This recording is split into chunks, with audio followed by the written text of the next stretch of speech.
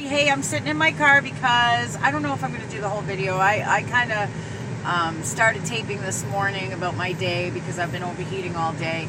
The plan was I was supposed to go to the doctor's, which I was like an hour late for, even though I left the house an hour earlier than I should have because I thought the car might not work good and I was still late. Thank God I got in. Anyway, the plan is to hook up with the mechanic and kind of meet in the middle. I'd be in Manchester and see if he could do something for me today. Well, in the interim, his former wife called, wanted an appointment, and I was like, yeah, great, okay, if I can make it to your house. And she's like, yeah, he can meet you here, blah blah blah. So that was good. Well, I couldn't make it to her house because my car is not, it's not good. I'm gonna barely make it home. So anyway, he messaged me and said, how you doing? I told him, I'm stranded. And he said, well, how about, I come take a ride and look. And I told him, I said, well, since I can't get to work, I don't have any money till tomorrow. And he pretty much said, okay. So in other words, stay stranded. And okay, I get it. I get that. I mean, he doesn't want to work for free. I get it. I wasn't intending on that. I'm definitely going to pay him. But it brought me back to this way of thinking. I'm going to ask you guys, does the world seem different to you? Now, when my kids were little, my former husband left me for another woman when my youngest son, who is going to be 20 this month, he was still in diapers. I think he might have been a year old. I don't know exactly, but he was young. He was still in diapers. My oldest is 30. My youngest is going to be 20. I had 3 boys. I had very minimal child support when he felt like paying. When I say minimal, I'm talking about $250 to $300 a month. And that was when he felt like it. Sorry about my hand. And I want to make sure my phone doesn't die. And I didn't have family. Nobody to help me, and I didn't have state assistance. I just did what I do now. Sometimes I pick up little jobs on the side. They're auditing jobs. I audit businesses, but those pay very little, and you got to drive all over the world for it. But I couldn't do like your regular 9 to 5. Many times I wish I could, because I could just at least depend on that paycheck. But with the gifts that I have and the way that I am, the way I'm made up, I can't do that. I can't. I am called to do what I do, and that's the way it's always been, even when my kids were little. And, it tires you out to the point where you can't work a 9 to 5 and do this. You just can't. Anyway, that being said, I was thinking about it. I'm like, okay, I remember raising the kids. I didn't have any help from anyone. It was just me. My clientele was so much smaller because we didn't have the internet. Not the way we do now. I mean, we had the internet, but it was different. I mean, people emailed each other, but I think my oldest was on Facebook before I even knew what Facebook was, but and I had severe health issues. If you just saw what I was doing, that's from when they put screws in my head. I shouldn't call them screws, they're little pins, and it kind of left a sore there. Anyway, I had health issues when my kids were growing up, so we were poor. We were really poor. But I remember, okay, so I had a fairly new car when Bob left, but then my niece totaled it, and after she totaled it, I never really had a new car again. It was always used cars, some nicer than others. But I remember giving away cars to people, not selling them, giving them away, and I recall people giving me cars. I recall people it was just easier if you needed something like car repair. There were a couple different guys that were willing to look at my car for cost, or even garages,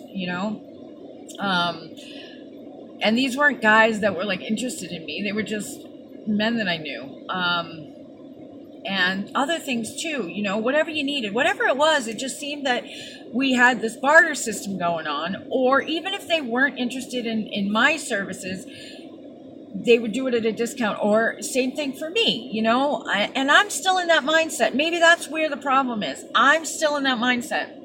I will still, and I'm not saying I'm perfect. Please don't get me wrong. Don't. I know I'm not perfect. But you know what? 9 times out of 10, if you need me and call me, it doesn't matter what time it is, I'm going to be there for you. I can't tell you how many times a client has messaged or called and I'm there. Even, a lot of people, they ask, 100 questions and they're not offering any money, even though they know this is how I make my living. It wasn't like that then. It wasn't. There were people, and the ironic part is now I have over 2,000, maybe 2,100 people that I regularly interact with. I mean, I don't talk to 2,000, 2,100 people a day, but I regularly interact with these people. These are people that I talk to on an ongoing basis. Back then, I didn't have that. Like I said, we didn't have the internet. I mean, I don't know, maybe I had 100. But it was different. Right now, with 2,100 people that follow me, and I'm not talking about people that just like follow me a little bit. I would say a good 80% of those people that I talk to on a regular basis, I really care about, and they claim to really care about me. I'm not saying, I have a handful of people that if they could, they would help. But for them, I'm alone. I'm standing out alone here. I can't change who I am. I'm not going to. Even if I could, I'm not going to change who I am. I'm not going to be like, no, I won't talk to you, blah, blah, blah. If you've got a missing person, I'm not talking to you. Not unless you give me, what was it that the I'm not going to say who it is, said, but a person that is well known said something like, give me $1,500 and I'll talk to you about a missing person case. That's not me. If you get somebody missing, I will help you. If you can afford to pay me or donate something, I'll take it, but I'm not going to charge you. If you need to talk to me because you're freaking out in the middle of the night, I'll talk to you. I don't know. I just really feel that the world has shifted. The world has changed. Like I've been talking about, the veil is very thin, but that's only within a relatively short time. Just in the last 20 years is what I'm talking about, but even 10 years ago, I felt like, I don't know, just different. I feel like people don't care about people anymore. The only way that we can change that is to change us, one person at a time. So if you're feeling that way too, if you feel like you're alone in a world full of millions, we got to stand up for each other. We got to be there for each other. No matter what, whatever you have to give it without fear. I think what it is so many people, there's two things going on. People are so detached because they're talking to people all around the world on the internet about what they had for dinner or blah, blah, blah. Everybody seems so damn happy on Facebook and or whatever, Twitter, whatever. And it's all stuff, nobody's telling the truth. Or if they're telling the truth, they're making it look really good. Or really bad, depending on who they are. So you can say a few kind words, and there's your good deed for the day. When it used to be people actually interacted with each other. You actually cared, or you didn't. One or the other. I don't know. I'm really...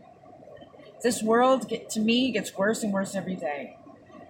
But I'm still a firm believer in God. And I believe that we can change. Collective consciousness doesn't take a whole lot of people to change a whole lot of people. Oh, Lord. Anyway, the only way we can change it is to change it. If you need help, if you need someone to talk to, if you need questions answered, if you want a session, if you're dealing with negative spirits, whatever the case may be, my email is answers4 Give me 24 hours to get back to you. If it's an emergency, write that in the heading, okay? I'm going to put in the description a link to where you can donate if you choose to, if you can. $1, $2, whatever. This is going to be a $1,300 job. I don't know. Anyway, if you can, you can. I appreciate it. I really do. If you can't, that's fine too. And when I say $1, I mean it. If everybody that so-called follows me donated $1, this car would be fixed right now.